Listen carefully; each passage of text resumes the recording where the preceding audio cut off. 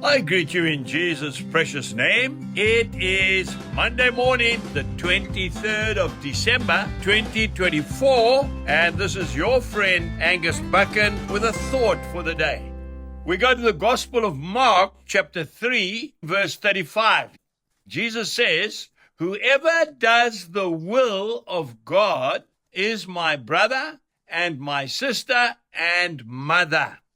Do you remember the story? Jesus was speaking to the multitude, and they came and they interrupted him, and they said, "Your mother and your brothers are outside, and they are waiting for you."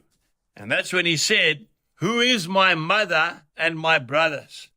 You know, I read a beautiful testimony of a young Muslim schoolgirl. She must have been a teenager, and she found Jesus Christ as her personal Lord and Savior.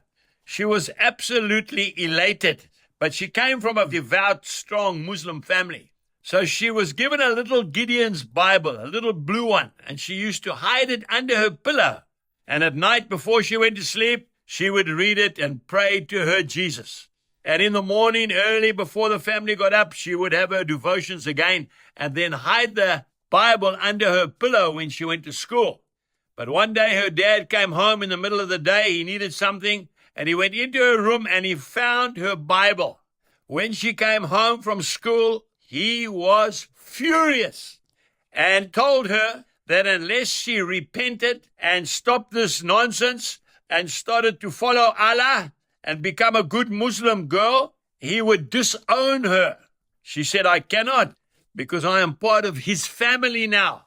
So her father threw her into the street, literally with nothing. And she had an extremely tough time. Eventually, people had mercy on her, and the Christians had brought her into their family. And as she grew up, she went to Bible college, and I believe she's even a teacher of the word in this time. But you know, the amazing thing is, she never, ever denied Christ. Her mother used to meet her under a bridge somewhere, quietly, when none of the family knew about it, and they used to cry together. And she would bring her some food, and she would bring her clothes. After many years, her father saw that she was not turning her back on Jesus, and she definitely was part of his family. And by her lifestyle, eventually she was allowed to come home and visit her father. She had the privilege of leading her dad and her mother and her siblings to Jesus Christ.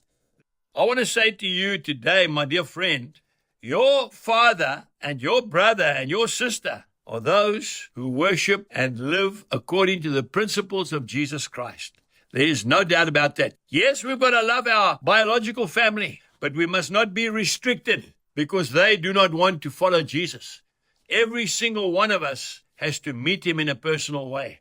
Why don't we do what that beautiful Muslim lady has done? By her lifestyle, she introduced her whole family to Jesus Christ.